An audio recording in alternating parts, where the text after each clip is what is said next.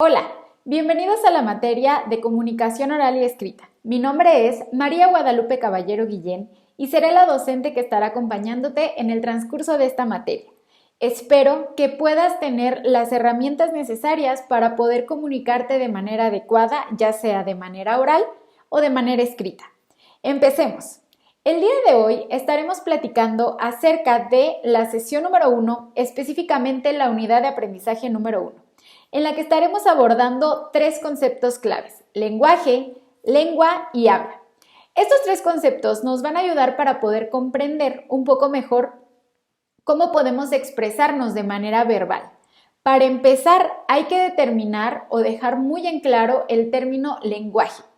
El lenguaje es esto que nosotros utilizamos para comunicarnos con las personas. Específicamente, en los diferentes idiomas que existen, vamos compartiendo ciertos códigos. Estos códigos empiezan a tener un significado y estos significados que nosotros les damos a las palabras es a lo que vamos a denominar lenguaje. El segundo término es la palabra lengua. La lengua es hacer uso del lenguaje para formar mensajes, es decir, para formar palabras y que éstas puedan tener un significado. La idea de la lengua es que nosotros podamos hacer uso de las palabras adecuadas en el momento adecuado para que el mensaje pueda ser entendido de una manera correcta. Además, existe el tercer concepto del cual hablaremos hoy, que es el habla. El habla es la manera en la que nosotros nos expresamos por medio de nuestra voz y entonces podemos comunicarnos de una manera adecuada, haciendo uso del lenguaje y de la lengua a través del habla. Como podrás recordar, a lo largo de toda la historia del mundo han habido diferentes formas en las que pueden expresarse. Una de ellas, por ejemplo, fue hace muchos años cuando la forma de expresión era por medio de sonidos, ¿no? Cuando las personas empezaban a emitir gruñidos, gritos, golpes, para a partir de ahí poder generar ciertos códigos y poder comunicarse. Sin embargo, con el paso del tiempo, estos códigos han ido modificándose, de tal manera que en la actualidad nosotros podemos comunicarnos de una mejor manera con las personas por medio de diferentes idiomas. En la actualidad existen un sinfín de idiomas que podemos utilizar para poder comunicarnos con las personas. Por ejemplo, en la actualidad el idioma más hablado en el mundo es el chino mandarín. Nosotros hablamos español. Sin embargo, en algunos otros países pueden hablarse otros idiomas, por ejemplo, inglés, francés, italiano. Todos estos lenguajes o todos estos idiomas tienen que coincidir con la persona con la que se hable para que el mensaje pueda ser entendido. Si yo decido hablar con una persona que hable chino pero no hable español, no vamos a poder tener un proceso de comunicación verbal.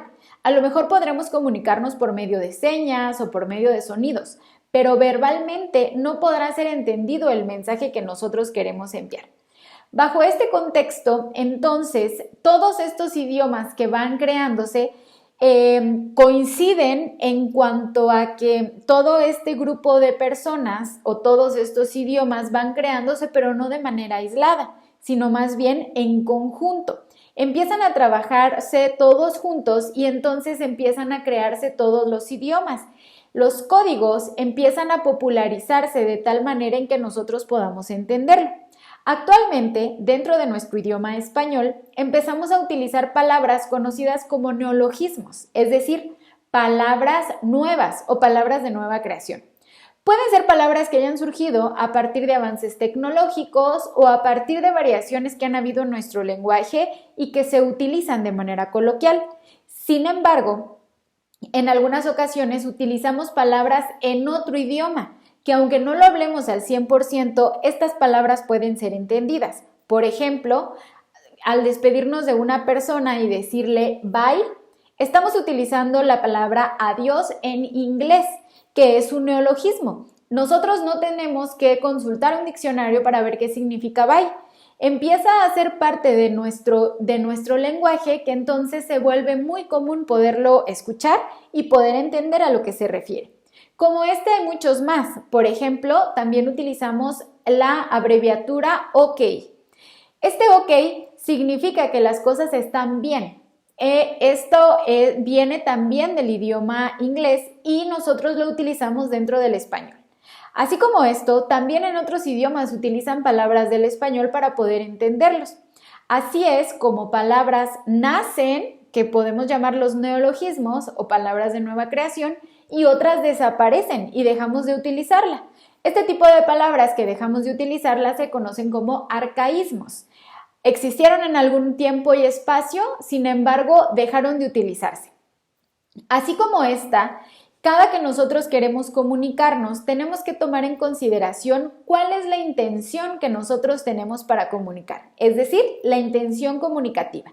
Cualquier mensaje que nosotros decidamos enviarle a una persona debe de considerar las palabras utilizadas para que este mensaje sea entendido por la otra persona. Por ejemplo, si yo quiero que una persona haga una acción, mi intención es convencerlo y debo de utilizar las palabras adecuadas para que mi mensaje en realidad convenza a la persona con respecto a lo que yo deseo que suceda. Aquí la idea es que nosotros tengamos muy en claro, antes de enviar un mensaje, cuál es mi intención comunicativa, qué es lo que yo quiero lograr por medio del mensaje que estoy enviando. Y así puedo utilizar la forma adecuada para poder lograrlo. Si por otro lado lo que yo busco es que la persona llegue al sentimiento y yo le proyecte alguna sensación, ya sea de alegría, de llanto, de tristeza o de enojo, tengo que tener muy en claro cuál es esa intención y utilizar las palabras y el momento adecuado para enviarlo.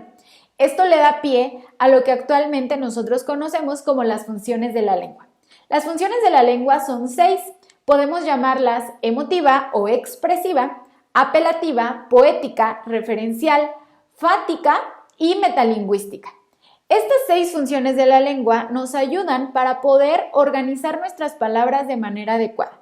Normalmente, cuando nosotros decidimos enviar un mensaje, siempre utilizamos por lo menos una de todas estas funciones de la lengua. Es decir, no hay nada dentro de nuestro lenguaje que no utilice una de estas funciones. La idea es que reconozcamos en qué consiste cada una de ellas. La primera que vamos a ver es la función emotiva, que también es conocida como la función expresiva. Esta función de la lengua, la emotiva o expresiva, se utiliza para expresar mi sentimiento, es decir, el sentimiento, la emoción de la persona que está hablando. En este caso, como yo soy quien habla, yo puedo decir me siento emocionada, me siento feliz o me siento triste. Ahí estaré expresando mi emoción. Si yo quiero decir que otra persona se siente emocionada, ahí no estamos hablando de la función emotiva, sino estaríamos hablando ya de la función referencial. Tomando en cuenta esto, entendemos entonces que la función referencial es la que se refiere a cualquier persona que esté fuera de mí y de la persona que me escucha. Es decir, la función referencial tiene que ver con el contexto en el que se envía el mensaje. Si me refiero a otra persona, si me refiero a un animal, si me refiero a un lugar en específico, a una canción, a una hora, a un lugar, a cualquier cosa que yo quiera referirme mientras no me refiera a mí mismo. A eso estaremos hablando de la función referencial.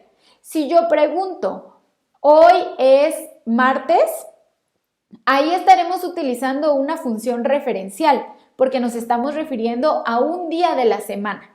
Sin embargo, lo que nosotros buscamos por medio de estas dos es que la función emotiva exprese lo que yo mismo siento y la referencial lo que alguien más podría estar viviendo. La tercera función de la lengua que vamos a estar revisando es la función apelativa. Esta función es la que está dirigida hacia el receptor. Lo que yo busco a partir de esta función es que yo pueda hacer llegar mi mensaje hacia la persona y que lo que yo esté expresando convenza a la persona de que piense o sienta algo. Por ejemplo, si yo le digo a una persona, cierra la puerta, ese es un ejemplo de una función apelativa porque está dirigida hacia el receptor, esperando que éste haga algo. Pero no solo se refiere a órdenes o a pedirle un favor a alguien, sino también puede hacer referencia cuando yo necesito que alguien siga un consejo. Por ejemplo, cuídate mucho, vete con cuidado. Esos son ejemplos de funciones apelativas, donde lo que yo busco es que esto se dirija hacia el receptor y el receptor lo haga. También si yo invito a alguien a una fiesta, por ejemplo, te invito a mi fiesta. Esta es una frase de función apelativa. Lo que busca entonces es convencer a una persona. ¿Cuándo utilizamos este tipo de función? Normalmente, cuando escribimos un ensayo, lo que buscamos es hablar de un tema en específico, función referencial, y además, al final, tratar de convencer a la persona con respecto a la idea que yo tengo, función apelativa. Además de esto, hay otras formas en las que podemos expresarnos. Por ejemplo, la función poética. Este tipo de función lo que busca es expresar un mensaje no en un sentido literal, sino en un sentido metafórico o en un sentido figurado. Por ejemplo, si yo quiero leer una canción o un poema, me encontraré con pequeñas frases que no marcan literalmente lo que el autor quiso decir, sino en un sentido figurado.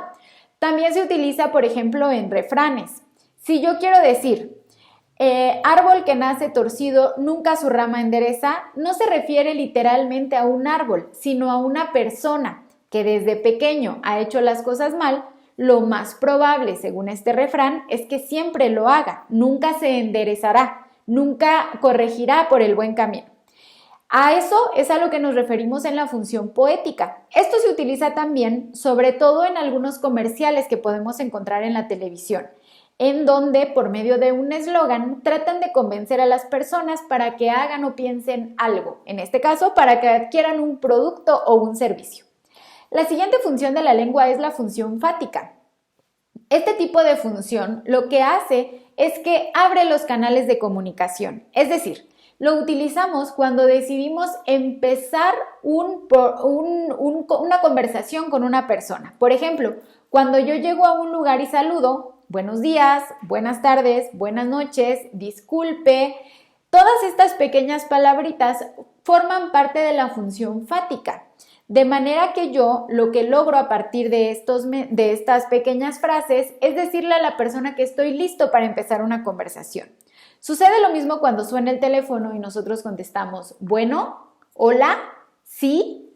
Este tipo de palabritas que nosotros utilizamos nos ayudan para decirle a la persona que está del otro lado del teléfono que ya estamos por atenderlo. Y entonces, por eso se le llama que abre el canal de comunicación, porque nos da la oportunidad de empezar a tener esta comunicación con la persona. Y la última función de la lengua es la función metalingüística. Este tipo de función hace referencia a cuando nosotros nos comunicamos con una persona, pero a partir de códigos distintos, lo que platicábamos hace un momento.